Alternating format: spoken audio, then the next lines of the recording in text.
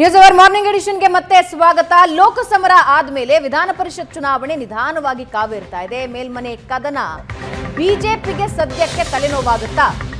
ಬಿಜೆಪಿಗೆ ನೈಋತ್ಯ ಪದವೀಧರ ಕ್ಷೇತ್ರದಲ್ಲಿ ಬಂಡಾಯದ ಭೀತಿ ಕಾಡ್ತಾ ಇದೆ. ರಘುಪತಿ ಭಟ್ ಸೆಟ್ ಹೊಡೆಯೋದಕ್ಕೆ ರೆಡಿಯಾಗಿದ್ದಾರೆ. ಪಕ್ಷೇತರವಾಗಿ ಸ್ಪರ್ಧೆ ಮಾಡೋದಕ್ಕೆ ನಿರ್ಧಾರ ತಗೊಂಡಿದ್ದಾರೆ. ರಘುಪತಿ ಭಟ್ ಅವರ ಹೆಸರು ಜೋರಾಗಿ ಓಡಾಡ್ತಾ ಇತ್ತು. ಆದರೆ ಟಿಕೆಟ್ ಕೈ ತಪ್ಪಿದ್ದಕ್ಕೆ ಪಕ್ಷೇತರರಾಗಿ ಸ್ಪರ್ಧೆ ಮಾಡೋ ನಿರ್ಧಾರ ಮಾಡ್ತಾ ಇದ್ದಾರೆ. ಧನಂಜಯ ಸರ್ಜಿಗೆ ಬಿಜೆಪಿ ಟಿಕೆಟ್ ನೀಡಿತು. ಅದಕ್ಕೆ ರಘುಪತಿ ಭಟ್ ಮುನಿಸ್ಕೊಂಡಿದ್ದಾರೆ. ಪಕ್ಷೇತರವಾಗಿ ಸ್ಪರ್ಧಿಸ್ತೀನಿ ಅಂತ ಬಂಡಾಯ ಎದ್ದಿದ್ದಾರೆ. ನಾನು ಬಿಜೆಪಿ ಕಾರ್ಯಕರ್ತರ ಧ್ವನಿಯಾಗಿ ನಾನು ಕೆಲಸ ಮಾಡ್ತೀನಿ. ಬಿಜೆಪಿ ಪಕ್ಷ ಉಚ್ಚಾಟನೆ ಮಾಡಿದ್ರೂ ನಾನು ಬಿಜೆಪಿ ಕಾರ್ಯಕರ್ತ. ಟಿಕೆಟ್ ಘೋಷಣೆ ಬದಲಾವಣೆ ಮಾಡಿ ನನಗೆ ಅವಕಾಶ ಕೊಡ್ಲಿ ಎಂದಿದ್ದಾರೆ. ನಮ್ಮ ಪ್ರತಿನಿಧಿ ಶಶಿಧರ್ ಮಾತಾಡಿಸಿದ್ದಾರೆ. ಅವರನ್ನ ಏನ್ ಹೇಳಿದ್ದಾರೆ ರಘುಪತಿ ಭಟ್ ನೋಡಿ. ನೈಋತ್ಯ ಪದವೀಧರ ಕ್ಷೇತ್ರದಲ್ಲಿ ಆಕಾಂಕ್ಷಿಯಾಗಿದ್ದ ಮಾಜಿ ಶಾಸಕ ರಘುಪತಿ ಭಟ್ ಅವರಿಗೆ ಟಿಕೆಟ್ ವಂಚನೆಯಾಗಿದೆ. ಪಕ್ಷೇತರ ಅಭ್ಯರ್ಥಿಯಾಗಿ ಸ್ಪರ್ಧಿಸ್ತೇನೆ ಅಂತೇಳಿ ಹೇಳ್ತಾ ಇದ್ದಾರೆ. ಅವರ ಜೊತೆ ಮಾತನಾಡೋಣ. ಯಾಕೆ ಈ ನಿರ್ಧಾರ, ಅವ್ರ ಜೊತೆ ಮಾತಾಡಿ ತಿಳ್ಕೊಳ್ಳೋಣ. ಹೆಗಲಿರಲ್ಲಿ ಇರುವಂಥ ಫ್ಲಾಗ್ ದೂರ ಇಟ್ಟು ಪ್ರೆಸ್ ಮೀಟ್ ಮಾಡಿದರೆ ಇದನ್ನು ನಾವು ಬೇಸರ ಅಂತ ಕರೆಯೋದಾ, ಅಸಮಾಧಾನ ಅಂತ ಕರೆಯೋದಾ, ಬಂಡಾಯ ಅಂತ ಕರೆಯೋದಾ, ಏನು ಕರಿಬೇಕು? ಫಸ್ಟ್ ಬೇಸರ ಅಂದರೆ ನಿರ್ಣಯಗಳು ತಪ್ಪಾಗಿದೆ ಅಂತ ಹೇಳುವಂಥದ್ದು. ಆಮೇಲೆ ನನಗೆ ಸ್ವಾಭಿಮಾನ. ಮೂರನೇದು ನನಗೊಂದು ಅವಕಾಶ. ಈ ಪದವೀಧರ ಕ್ಷೇತ್ರದಲ್ಲಿ ನಮ್ಮ ಪಕ್ಷದ ನಾಯಕರು ಹೇಳಿ ನಾನು ತುಂಬ ಎನ್ರೋಲ್ ಮಾಡಿದ್ದೇನೆ. ಇದಕ್ಕೆ ತುಂಬ ಒಂದು 8-10 ತಿಂಗಳಿಂದ ಕೆಲಸ ಮಾಡ್ತಾ ಇದ್ದೇನೆ. ಸೊ ಹಾಗಾಗಿ ಆ ಪದವೀಧರದ ನೋಂದಾಯಿಸ್ಕೊಂಡಂಥವ್ರು ನನಗೆ ತುಂಬ ಫೋನ್ ಮಾಡಿ ಒತ್ತಡ ಮಾಡ್ತಾಯಿದ್ರು. ಇಲ್ಲ, ನೀವು ನಿಮ್ಮಂಥ ಪ್ರತಿನಿಧಿ ಇಲ್ಲಿ ಬೇಕು, ನೀವು ಸ್ಪರ್ಧಿಸಿ ಅಂತ. ಆಗೊಂದು ಅವಕಾಶ, ನಾನು ಅದನ್ನು ಸ್ಪರ್ಧೆ ಮಾಡ್ತಾ ಇದ್ದೇನೆ. ನಿಮ್ಮ ಸ್ಪರ್ಧೆಯನ್ನು ಏನು ಅಂತ ಕರಿಬೇಕು ಅಂತಂದರೆ ಮೇಲ್ನೋಟಕ್ಕಿದು ಬಂಡಾಯದ ಥರ ಕಾಣ್ತದೆ. ಆದರೆ ನೀವು ಹೇಳ್ತೀರಿ ಇಲ್ಲ, ನಾನು BJPಯೇ, ಸೋತರು BJPಯೇ, ಗೆದ್ದರು BJPಯೇ. ಇದು ಏನು, ಇದರ ವಿಶ್ಲೇಷಣೆ ಏನು ಅಂತ? ನೋಡಿ, ನಾನೊಬ್ಬ BJPಯ ಕಾರ್ಯಕರ್ತ, ಹುಟ್ಟು ಕಾರ್ಯಕರ್ತ, ಬಾಲ್ಯದ ಕಾರ್ಯಕರ್ತ, ಮುಂದೆಯೂ ಕಾರ್ಯಕರ್ತ. ನನಗೆ 3 ಬಾರಿ ಶಾಸಕನಾಗಿ ನಿರಂತರವಾಗಿ ಕೆಲಸ ಮಾಡ್ತಾ ಇದ್ದಂಥವನು. ಬೇರೆ ಬೇರೆ ಯಾವುದೇ ಶಾಸಕರು ಮಾಡದಿದ್ದಂಥ 1,500 ಅಡಿಲು ಭೂಮಿ ಈ ರೀತಿ ಸಕ್ರಿಯವಾಗಿದ್ದಂಥವನು. ಆಲ್ ಆಫ್ ದ ಸಡನ್ ನನಗೆ MLA ಸೀಟ್ ಇಲ್ಲ ಅಂತಾಯಿತು. ಆಗ ನಾನು ವಿಚಲಿತನಾಗಿದ್ದೆ ಒಮ್ಮೆ. ಆದರೆ ಇಮಿಡಿಯೇಟ್ ನಾನು ಕನ್ವಿನ್ಸ್ ಆದೆ. ಯಾಕಂದರೆ ಒಬ್ಬ ಕಾರ್ಯಕರ್ತನಿಗೆ ಸೀಟ್ ಕೊಟ್ಟರು, ಒಂದು. ಎರಡನೇದು, ಕೊಡಬೇಕಾದಂಥ ಅನಿವಾರ್ಯತೆ ಇತ್ತು. 3 ಜಿಲ್ಲೆಗಳಲ್ಲಿ ಒಂದು ಫಿಷರ್ಮ್ಯಾನಿಗೆ ಕೊಡಬೇಕು, ಹಾಕಿ ಕೊಡು. ಅದು ನಾನು ಕನ್ವಿನ್ಸ್ ಕಾಣು. ನಾನೊಬ್ಬ ರಾಜಕೀಯದಲ್ಲಿ ಪ್ರಬುದ್ಧ. ಕನ್ವಿನ್ಸ್ ಆದೆ, ನಾನು ಕೆಲಸ ಮಾಡಿದೆ. ಈಗ ನನಗೆ 2 ದಿವಸ ಯೋಚನೆ ಮಾಡಿ ಯಾವ ಕನ್ವಿನ್ಸ್ ಆಗಲಿಲ್ಲ. ಸರ್ಜಿಯವರು ಭಾಳ ಸೀನಿಯರ್ ಅಲ್ಲ. ಅವ್ರು ಬಂದು 1 ವರ್ಷ ಆದದ್ದು ಮಾತ್ರ ಪಾರ್ಟಿಗೆ ಬಂದು ಸಕ್ರಿಯವಾಗಿದ್ದು. ಅದಕ್ಕಿಂತ ತುಂಬ ಸೀನಿಯರ್ ಯಾರಿಗಾರು ಕೊಡ್ತಿದ್ರೆ ನಾನು ಕನ್ವಿನ್ಸ್ ಆಗ್ತಿದ್ದೆ. ಅಲ್ಲಿ ಗಿರೀಶ್ ಪಟೇಲ್ರಿದ್ದು, ದತ್ತಾತ್ರೇಯ ಅವರಿದ್ದರು, ಇಲ್ಲಿ ವಿಕಾಸ್ ಪುತ್ತೂರಿದ್ದರು, ತುಂಬ ಜನ ಕೇಳಿದವರಿದ್ದು. ಅವ್ರು ಯಾರಿಗಾರು ಸೀನಿಯರ್ಸಿಗೆ ಒಂದು 10 ವರ್ಷಕ್ಕಿಂತ ಮೇಲೆ. ಇದೆಲ್ಲ ಏನು ಗೊತ್ತಾ, ಸೀನಿಯರ್ಗಳಿಗೆ ಪಕ್ಷದ ಕಾರ್ಯಕರ್ತರಿಗೆ ಕೊಡುವಂಥ ಸ್ಥಾನಗಳು. ಇದು ಒಂಥರ ಪದವೀಧರ ಎಲ್ಲ ಕ್ಷೇತ್ರ ಎಲ್ಲ ಕೊಡುವಂಥದ್ದು. ಪಕ್ಷದಲ್ಲಿ ತುಂಬ ವರ್ಷ ಕೆಲಸ ಮಾಡಿದಂಥವ್ರು ಎಲ್ಲ ಕೊಡುವಂಥದ್ದು. ಅಂಥವ್ರಿಗೆ ಕೊಡ್ತೀರಿ, ನಾನು ಬೇಸರ ಆಗ್ತಿಲ್ಲ. ಈಗ ಆಲ್ ಆಫ್ ದ ಸಡನ್ ನನಗಿದು ಕೊಡ್ತೇವೆ ಅಂತೇಳಿ ಕೊಟ್ಟದ್ದು ನಿರ್ಣಯ ಸರಿಯಾಗಲಿಲ್ಲ ನನಗೆ. ಮತ್ತು ಭೌಗೋಳಿಕವಾಗಿಯೂ ನಿರ್ಣಯ ಸರಿಯಾಗಲಿಲ್ಲ. ಯಾವಾಗಲೂ ಘಟ್ಟದ ಮೇಲೆ ಮತ್ತು ಘಟ್ಟದ ಕೆಳಗೆ ಅಂತ 4 ದಶಕಗಳಿಂದ ನಮ್ಮ ಪಕ್ಷದ ಒಂದು ಸಂಪ್ರದಾಯ. ಅದು ಮುರಿದು ನಮ್ಮ ಜಿಲ್ಲೆಯನ್ನು ನಿರ್ಲಕ್ಷ್ಯವೇ ಮಾಡಿದರು. ಮತ್ತು ಒಬ್ಬ ಕಾರ್ಯಕರ್ತರನ್ನು ಬಿಟ್ಟು ಇತ್ತೀಚೆಗೆ ಬಂದವರಿಗೆ ಕೊಟ್ಟರು. ಅದು ಬೇಸರ ಆಯಿತು. ಹಾಗಾಗಿ ಅನಿಸಿತು ನಾನು ಸ್ಪರ್ಧೆ ಮಾಡಬೇಕು ಅಂತ. ಶಿವಮೊಗ್ಗದಲ್ಲಿ 40 ದಿನ ಪಕ್ಷ ಅಂತ ಓಡಾಡಿ ಅಲ್ಲಿಯ ಸ್ಪರ್ಧೆಗೆ ಪೂರಕವಾಗಿ ಕೆಲಸ ಮಾಡಿ ಈ ನಿರ್ಧಾರ ತಗೊಳ್ಳೋದು ಕಠಿಣ ಆಗಿಲ್ವಾ ಅಂತ? ಇಲ್ಲ, ನಾನು ಒಂದು ಆಲ್ ಆಫ್ ದ ಸಡನ್ ತೊಗೊಂಡ ನಿರ್ಧಾರ ಅಲ್ಲ. ನಾನೊಂದು 2 ದಿವಸ ಮೊನ್ನೆ ರಾತ್ರಿಯಿಂದ ನಿನ್ನೆ ಇವತ್ತು ಎಲ್ಲ ನಿರ್ಧಾರ ಮಾಡಿ ತಗೊಂಡ. ನಾನು ಶಿವಮೊಗ್ಗದಲ್ಲಿ ಕೆಲಸ ಮಾಡಿದಂಥದ್ದು ಈ ಚುನಾವಣೆಗೆ ನಂಗೆ ಸಹಾಯ ಆಗ್ತಾಯಿದೆ. ಇದು ದೇವರು ಕೊಟ್ಟ ವರ ಅಂತ ನಾನು ಭಾವಿಸ್ತಾ ಇದ್ದೇನೆ. ನನಗೆ ಗೊತ್ತಿಲ್ಲ, ಅಲ್ಲಿ ಪ್ರಭಾರಿ ಮಾಡಿ ಹೋದಾಗ ನಾನು ಈ ಚುನಾವಣೆಗೆ ಸಹಾಯ ಆಗ್ತದೆ ಅಂತ ಕೆಲಸ ಮಾಡಿದ್ದಲ್ಲ. ಅಲ್ಲಿ ಒಬ್ಬ ಒಳ್ಳೆಯ ಅಭ್ಯರ್ಥಿ ರಾಘವೇಂದ್ರ ಅವರು, ಒಳ್ಳೆಯ MP, ಅವರೊಟ್ಟಿಗೆ ಕೆಲಸ ಮಾಡಿದಂಥ ಅನುಭವ ನನಗೆ ತುಂಬ ಒಳ್ಳೆಯದು. ಒಬ್ಬ ಜನಪ್ರತಿನಿಧಿ ಹೇಗಿರಬೇಕು ಅಂತ ಅವರದ್ದು ಕಲಿಬೇಕು ನಾನು. ಅಂದರೆ ಒಂದು ಅಭಿವೃದ್ಧಿ, ಇಂಪ್ಲಿಮೆಂಟೇಷನ್ ಮತ್ತು ಸಂಬಂಧ, ಜನರೊಟ್ಟಿಗೆ ತಾಳ್ಮೆಯಿಂದಿರೋದು ಮಾಡಿದ್ದೇನೆ. ಅದೊಂದು ಅನುಭವ ಆಗಿದೆ. ಸೊ ಅದರಿಂದ ನನಗೆ ಪ್ರಯೋಜನ ಆಯಿತು. ಈ ಚುನಾವಣೆಯಲ್ಲಿ ತುಂಬ ಜನ ನನ್ನ ಕಾರ್ಯಶೈಲಿ, ನನ್ನ ವ್ಯಕ್ತಿತ್ವವನ್ನು ನೋಡಿ ಈಗ ಅವರು ಫೋನ್ ಮಾಡ್ತಾಯಿದ್ದಾರೆ, ಒಬ್ಬ ಹೊಸಬ್ರಿಗೆ ಕೊಟ್ಟಿದ್ದಾರೆ, ನೀವು ನಿಲ್ರಿ, ನಾವು ನಿಮ್ಮೊಟ್ಟಿಗೆ ಕೆಲಸ ಮಾಡ್ತೇವೆ ಅಂತ ಹೇಳ್ತಾ ಇದ್ದಾರೆ. BJPಯಿಂದ ತಾವು ಉಚ್ಚಾಟನೆಗೊಳ್ಳುವುದನ್ನು ಊಹಿಸ್ಲಿಕ್ಕೆ ಸಾಧ್ಯ ಇದೆ ನಿಮಗೆ? ನನಗೆ ಅದೊಂದು ತುಂಬ ದುಃಖದ ದಿವಸ ಆಗ್ಬೋದು, ನಾನು ಅದನ್ನು ಊಹಿಸಲಿಲ್ಲ. ಆದರೆ ನಾನು ಇನ್ನೂ ವಿಶ್ವಾಸ ಇಟ್ಟಿದ್ದೇನೆ. ಇವತ್ತು ಸುನೀಲ್ ಕುಮಾರ್ ಬಂದು ಹೋದರು, ನಾನು ಹೇಳಿದೆ ದಯವಿಟ್ಟು ಅವರಿಗೆ ಸರ್ಜಿ ಅವರಿಗೆ ಕನ್ವಿನ್ಸ್ ಮಾಡಿ, ಅವರು ಇನ್ನೂ ಹೊಸಬರು ಬಂದು ಅವರಿಗೆ ಇನ್ನೊಂದು ಅವಕಾಶಗಳು ನಾಡ್ದು ವಿಧಾನ ಪರಿಷತ್ತಲ್ಲಿ ರುದ್ರೇಗೌಡರು ರಿಟೈರ್ಡ್ ಆಗ್ತಾರೆ, ಅವ್ರದ್ದೇ ಕಮ್ಯುನಿಟಿಯವರು ಲಿಂಗಾಯತರು ಅಲ್ಲಿಯವರೇ ಅದನ್ನು ಅವ್ರಿಗೆ ಕೊಡಿ ಅಥವಾ ಯಾರ ಸೀನಿಯರಿಗೆ ಕೊಡಿ, ನನಗೆ ಇದು ಸೂಟೇಬಲ್, ನಾನು ಇದಕ್ಕೆ ಆಲ್ರೆಡಿ ಕೆಲಸ ಮಾಡಿ ಆಗಿದೆ ಅಂತ ನಾನು ಹೇಳಿದ್ದೇನೆ. ನೋಡುವ, ನಾನು ನಿರೀಕ್ಷೆಯಲ್ಲಿದ್ದೇನೆ. ಇದು ರಘುಪತಿ ಭಟ್ ಅವರ ಮಾತು. ಉಡುಪಿಯಿಂದ ಕ್ಯಾಮ್ರಾಮನ್ ಹರೀಶ್ ಜೊತೆಗೆ ಶಶಿಧರ್ ಮಾಸ್ತಿಬೈಲು, ಏಷ್ಯಾನೆಟ್ ಸುವರ್ಣ ನ್ಯೂಸ್. ಪ್ರಶಾಂತ್, ಬಿಜೆಪಿಯಲ್ಲಿ ಏನು ಮಾಡಕ್ಕೆ ಹೊರಟಿದ್ದಾರೆ ಅಂತ ಐ ಡೋಂಟ್ ಅಂಡರ್ಸ್ಟ್ಯಾಂಡ್. ಅಂದರೆ ಒಂದೊಂದು ನಿರ್ಧಾರವೂ ಕೂಡ ಪಕ್ಷದಲ್ಲಿರೋರನ್ನ ಒಡೆಯೋ ಪ್ರಯತ್ನನೋ, ಅಂದರೆ ಎಲ್ಲವೂ ಆ ದಿಕ್ಕಿನಲ್ಲೇ ಸಾಗ್ತಾ ಇದೆ.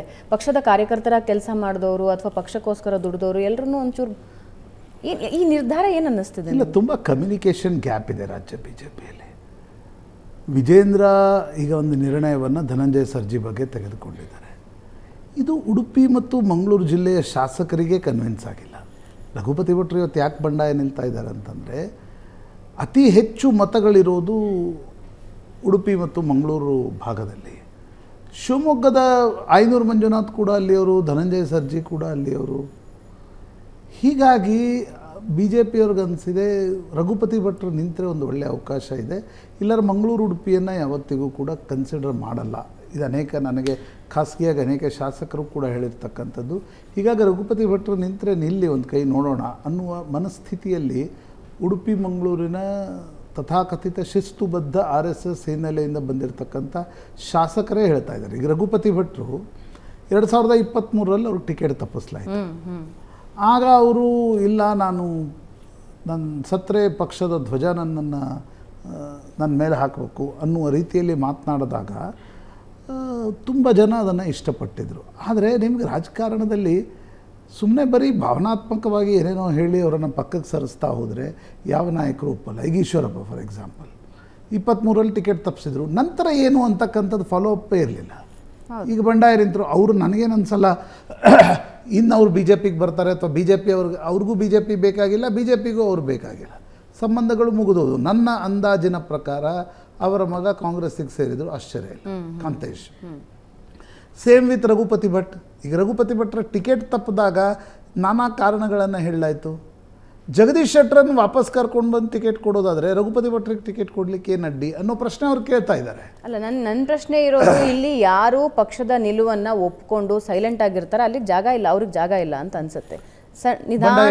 ನಿಧಾನಕ್ಕೆ ಪಕ್ಕಕ್ಕೆ ಸರಿಸ್ಬಿಟ್ಟು ಮುಗೀತು ಬಿಡಿ ಅಂತ ಹಂಗಿದ ಪರಿಸ್ಥಿತಿ ಇದೆ ಅಂತ ಅನಿಸ್ತದೆ ನನಗೆ. ಎಲ್ಲ ಕಡೆ ಅದೇ ರೀತಿಯಾಗಿದೆ. ಈ ಕರ್ನಾಟಕದ ಬಿ ಜೆ ಪಿಯ ಪರಿಸ್ಥಿತಿ ಏನಂತಂದರೆ, ಅಧ್ಯಕ್ಷರ ಮಾತನ್ನು ಉಳಿದ ಹಿರಿಯರು ಕೇಳಲ್ಲ. ಅಧ್ಯಕ್ಷರು ಕೂಡ ಎಲ್ಲರನ್ನ ವಿಶ್ವಾಸಕ್ಕೆ ತೆಗೆದುಕೊಂಡು ನಿರ್ಣಯ ತೆಗೆದುಕೊಳ್ತಾರೆ ಅಂತಕ್ಕಂಥದ್ದಿಲ್ಲ. ಅಥವಾ ಉಳಿದ ನಾಯಕರಿಗೆ ನಾವು ಸುಮ್ಮನೆ ಕುಳಿತರೆ ಪಕ್ಕಕ್ಕೆ ಸರ್ಕೊಂಡು ಬಿಡ್ತೀವಿ, ನಾವು ಈಗ ಯತ್ನಾಳ್ ಮಾತಾಡ್ತಾನೆ ಇರ್ತಾರೆ ಅವರು. ಯಾಕಂದರೆ ಅವ್ರಿಗನ್ಸಿದೆ ನನ್ನ ರಿಲೆವೆನ್ಸೇ ಆ ಮಾತಿನಲ್ಲಿದೆ, ನಾನು ಯಾಕೆ ಅದನ್ನು ಬಿಡಬೇಕು ಅಂತ ಹೇಳ್ತಾರೆ. ಹೌದು. ಈಗ ರಘುಪತಿ ಭಟ್ರದ್ದು ಅದೇ ಸ್ಥಿತಿ. ರಘುಪತಿ ಭಟ್ರು 40 ದಿನಗಳ ಕಾಲ ಲೋಕಸಭಾ ಅಭ್ಯರ್ಥಿ ರಾಘವೇಂದ್ರ ಜೊತೆ ಶಿವಮೊಗ್ಗದಲ್ಲಿ ಓಡಾಡಿದರು. ಈಗ ಅವ್ರಿಗೆ ಅನಿಸ್ತಾ ಇದೆ ನಾನು ಮನೆಯಲ್ಲೇ ಕೂತ್ಕೋಬೇಕು, ನಾನೊಂದು ಚುನಾವಣೆ ಇದೆ, ವಯಸ್ಸಿದೆ, ನಾನು ಯಾಕೆ ನಿಂತ್ಕೊಳ್ಬಾರ್ದು, ಹಳೆಯದನ್ನೆಲ್ಲವನ್ನು ಕೆದಕಿ ನಾನು ಟಿಕೆಟ್ ಕೊಡಲ್ಲ ಅಂತ ಹೇಳ್ತಾ ಇದ್ದೀರಿ. ಕೆದಕಿ ನಿಮ್ಗೇನು ಪಕ್ಷೇತರರಾಗಿ ನಿಂತರೆ ಏನು ಕೆದಕಿ ಅನ್ನುವ ಮನಸ್ಥಿತಿಯಲ್ಲಿ ರಘುಪತಿ ಭಟ್ರು ಇದ್ದಂಗಿದೆ ನಾನು ನೋಡಿದರೆ. ನನಗೇನು ಅನಿಸುತ್ತೆ ಗೊತ್ತಾ ಪ್ರಶಾಂತ್, ಇವ್ರು ಹಿಂಗೆ ಮಾಡ್ಕೊಂಡು ಹೋದರೆ ಕೇರಳದಲ್ಲಿ BJP ಅಸ್ತಿತ್ವ ಇಲ್ಲ, ತಮಿಳ್ನಾಡಲ್ಲಿಲ್ಲ, ಆಂಧ್ರ ತೆಲಂಗಾಣದಲ್ಲಿಲ್ಲ. ಇನ್ನೊಂದು ಪಕ್ಷ ಮುಂದಕ್ಕೆ ಏನಾದರೂ ಬಂತು ಅಂದರೆ BJP ಹಿಂಗೆ ಆಡ್ತಾ ಇತ್ತು ಅಂದರೆ. ಪೊಲಿಟಿಕಲ್ ಪಾರ್ಟಿಯಲ್ಲಿ ಒಂದು ಕಮ್ಯುನಿಕೇಷನ್ ಇಸ್ ವೆರಿ ಇಂಪಾರ್ಟೆಂಟ್. ನಾಯಕರ ನಡುವೆ ಒಂದು ಕಮ್ಯುನಿಕೇಷನ್. ನಾಯಕರು ನಿರ್ಣಯ ತೆಗೆದುಕೊಂಡಾಗ ಕೆಳಗಡೆ ಕಾರ್ಯಕರ್ತರು ಅವರ ಪಕ್ಷದ ಕಟ್ಟಾ ಮತದಾರರಿಗೆ ಒಂದು ಸಂದೇಶ ಹೋಗುವ ರೀತಿಯಲ್ಲಿ ಅಭ್ಯರ್ಥಿಗಳ ಆಯ್ಕೆ ಆಗಬೇಕು. ಕರ್ನಾಟಕದಲ್ಲಿ ಕಳೆದ 5 ವರ್ಷದಿಂದ ಅದು ನಡೀತಾನೇ ಇಲ್ಲ. 2018 ನೋಡಿ, 19 ನೋಡಿ, 23 ನೋಡಿ, 24 ನೋಡಿ. ಟಿಕೆಟ್ ಹಂಚಿಕೆ ಮಾಡುವಾಗ ಎಲ್ಲರನ್ನ ಕುಳಿತು ವಿಶ್ವಾಸಕ್ಕೆ ತೆಗೆದುಕೊಂಡು ಇಲ್ಲ ನಾವು ಇವತ್ತು ನೋಡಿ ನೀವು ಅಧಿಕಾರದಲ್ಲಿದ್ದಾಗ ಕಚ್ಚಾಡ್ತೀರಾ, ಅದೊಂದು ರೀತಿ ಬೇರೆ. ಯಾಕಂದರೆ ಪವರ್ ಇರುತ್ತೆ, ಅದರ ಜೊತೆ ನಡೆಯುತ್ತೆ. ನೀವು ವಿಪಕ್ಷಗಳಲ್ಲಿದ್ದಾಗ ನಿಮಗೊಂದು ಅಧಿಕಾರ ವಾಪಸ್ ಪಡೆಯುವ ಹಸಿವಿರಬೇಕು, ಅಂದರೆ ವಿಪಕ್ಷಗಳಲ್ಲಿ ನೀವು ಸಕ್ಸಸ್ಫುಲ್ ಆಗ್ತೀರಿ. ಆ ಹಸಿವೇ ಇಲ್ಲ, ನೀವೊಂದು ನಿರ್ಣಯ ತೆಗೆದುಕೊಳ್ತೀರಿ, ಅವ್ರಿಗೊಂದು ಬೇರೆ ಅನಿಸುತ್ತೆ. ಈಗ ರಘುಪತಿ ಭಟ್ರು ನಿಮ್ಗೆ ಗೊತ್ತಿರಲಿಲ್ವಾ, ರಘುಪತಿ ಭಟ್ರು ಟಿಕೆಟ್ ಕೇಳ್ತಾ ಇದ್ದಾರೆ, ಕರೆದು ಕೂರಿಸಿ ಏನು ಎತ್ತ ಮಾತುಕತೆ ಆಡೋರೇ ಕರ್ನಾಟಕದ BJPಯಲ್ಲಿಲ್ಲ. ಅಲ್ಲ, ಹಿಂಗಾದರೆ ಪಕ್ಷ ಹೆಂಗೆ ಕತೆ? ಬಿಜೆಪಿ ಶಿಸ್ತಿನ ಪಕ್ಷ, ಕಾರ್ಯಕರ್ತರ ಪಕ್ಷ, ದುಡಿಯೋರ ಪಕ್ಷ ಅಂತ ಹೇಳ್ತಾರೆ. ಇಲ್ಲಿ ಯಾರು ದುಡಿತಾರೋ ಯಾರನ್ನೂ ಪರಿಗಣನೆ ಮಾಡ್ತಾ ಇಲ್ಲ. ಅಲ್ಲ ಅಂದರೆ ನನಗೆ ಇತ್ತೀಚಿನ ದಿನಗಳಲ್ಲಿ ಕರ್ನಾಟಕದ ಬಿ ಜೆ ಪಿ ಬಗ್ಗೆ ಅನಿಸ್ತಾ ಇರ್ತಕ್ಕಂಥದ್ದು, ಒಂದು ಮೋದಿ ಅನ್ನೋ ಫಿಕ್ಸ್ ಡಿಪಾಸಿಟ್ ಇದೆ. ಎಷ್ಟು ದಿನ work ಅಲ್ಲಲ್ಲ ಅದೇ ಪ್ರಶ್ನೆ. ಈಗ ಲೋಕಸಭಾ ಚುನಾವಣೆಯಲ್ಲೂ ಅದೇ ಪ್ರಶ್ನೆ ಬಂತು.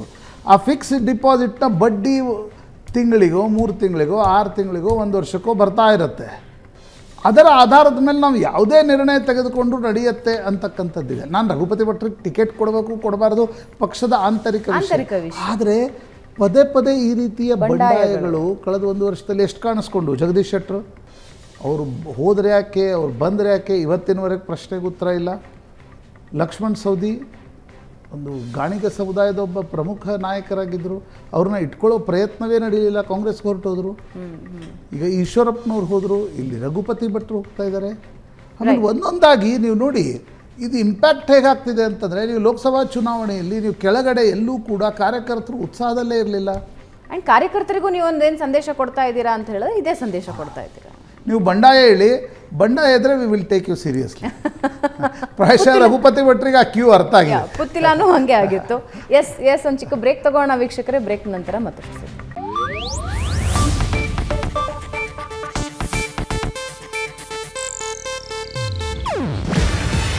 ಇದು ಏಷ್ಯಾನೆಟ್ ನ್ಯೂಸ್ ನೆಟ್ವರ್ಕ್ ಪ್ರಸ್ತುತಿ. ನೀವು ನೋಡ್ತಿದ್ದೀರಾ ಏಷ್ಯಾನೆಟ್ ಸುವರ್ಣ ನ್ಯೂಸ್.